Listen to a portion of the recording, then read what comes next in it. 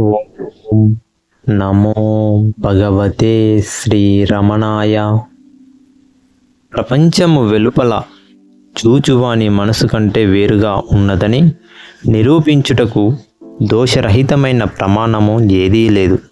కానీ ఈ పక్షపాత బుద్ధి గలవారు నిరూపింపదగిన తమ పక్షమును నిరూపింపబడినట్లే భావించుకొని పిదప తమ పక్షమును సమర్థించుటకై వాదములను అల్లారు. ఈ వివాదశీలురు ప్రకటించిన వాదములను జాగ్రత్తగా నిపుణముగా పరీక్షించినచో తర్కమునందు చెప్పబడిన విధంగా నిరూపింపబడవలసిన వస్తుతత్వమును కృత్రిమంగా ఊహించుకొనుట అను సూక్ష్మ విధానం మీద అవి ఆధారపడి ఉన్నట్లు తెలియను. అటువంటి ఒక వాదమును తర్వాత మనకు చర్చిస్తారు. శబ్దము మొదలగు విషయముల జ్ఞానము లోపల పుట్టును గదా, కానీ వాని కారణమగు ప్రపంచం వెలుపల ఉన్నది అని అన్నచో లోపల వెలుపల అను ఈ విభాగము ఎట్లు సత్యమగును?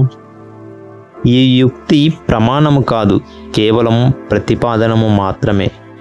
దేహము ఆత్మ అని ఊహించట వలన కలిగిన లోపల వెలుపల మధ్య భేదము సత్యమని గ్రహించుటలోనే దాని అనౌచితమున్నది.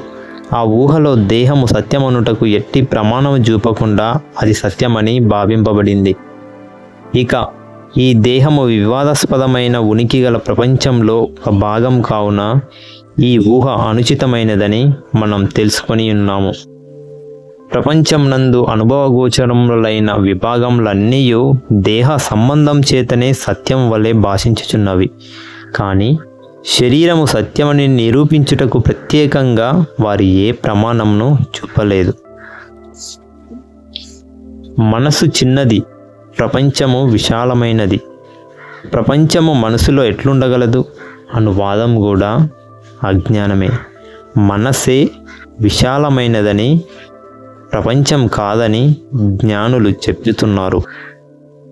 మనస్సు ఆకాశము కంటేనూ విశాలమైనది. దాని యందు ఆకాశాది పంచభూతములున్నవి. నిశ్చలమైన చైతన్యమే బ్రహ్మము, చంచలమైన చైతన్యమే మనసు. ఇట్లు మనసు బ్రహ్మమని భగవాన్ రమణ మహర్షి స్పష్టంగా చెప్పి ఉన్నారు. శ్రీ రమణ మహర్షియు వేదాంతంలోనూ బాహ్యాకాశము, మానసాకాశము, శుద్ధ చిదాకాశము అని 3 ఆకాశములని గుర్తించారు. ఈ చివరిది ఆకాశం అని చెప్పబడింది.